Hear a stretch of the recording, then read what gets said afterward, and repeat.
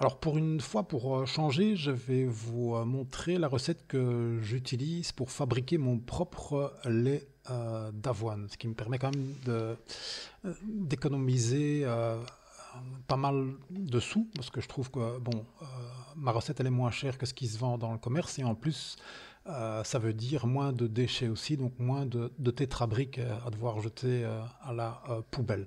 Alors pour commencer, on va prendre un verre d'eau chaude dans laquelle on va faire infuser pendant 3 minutes des feuilles de menthe. Je vous mettrai la liste des ingrédients en fin de vidéo.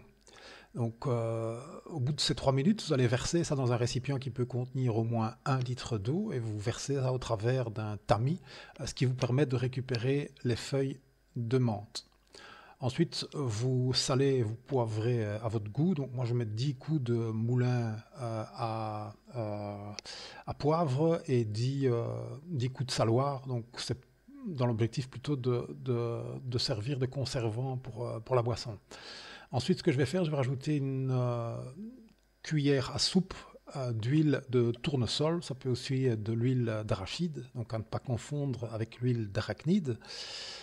Après ça, donc vous allez augmenter la quantité d'eau jusqu'à la moitié, donc pour arriver à peu près à un demi-litre, et vous allez mixer le tout de manière à créer une émulsion. Une fois que l'émulsion elle est faite, on va rajouter entre 70 et 80 grammes de farine d'avoine. Vous jetez ça d'un coup dans le liquide.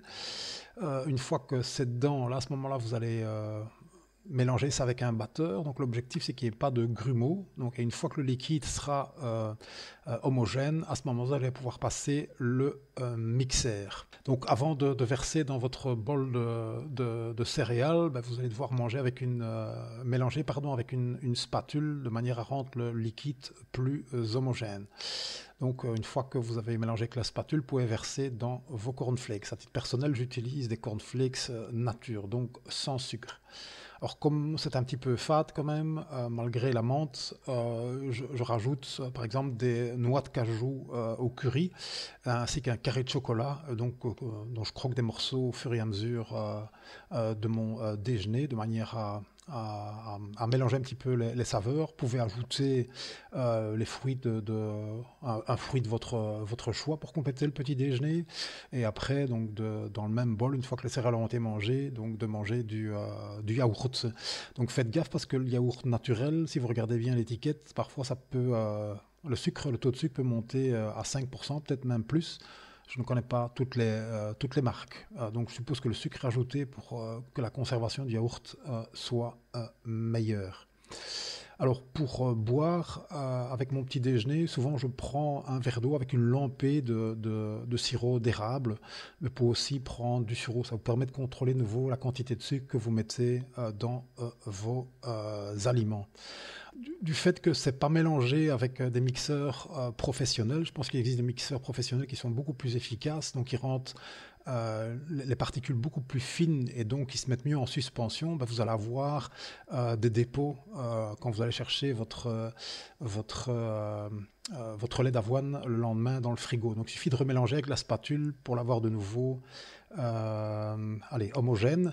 Et donc en moyenne, je garde ça maximum une semaine. Au bout d'une semaine, ça finit même, on dirait un petit peu fermenté, mais ça reste buvable. Donc c'est à vous de voir par rapport à votre sensibilité. Alors, il faut savoir aussi que dans le commerce, vous allez trouver du lait d'avoine sans sucre ajouté et alors quand vous regardez l'étiquette, ça va pouvoir monter à des 10-12%. Alors comment ça se fait? Eh bien, les industriels rajoutent simplement à un moment donné dans le processus des enzymes qui vont découper, je pense que c'est comme ça le processus, je suis pas sûr, allez vérifier, donc vont découper l'amidon et donc l'amidon découpé va se transformer en sucre, hein. Et donc c'est comme ça qu'on se retrouve à du 10% de sucre, 10-12% de sucre, alors qu'à la mention, aucun sucre ajouté, ce qui est un petit peu bizarre en tout cas. Voilà, j'espère que cette recette vous plaira. Et ben, pour le reste, ben, je vous souhaite bonne préparation si vous décidez de suivre la recette. Et sinon, vous faites à votre guise alors.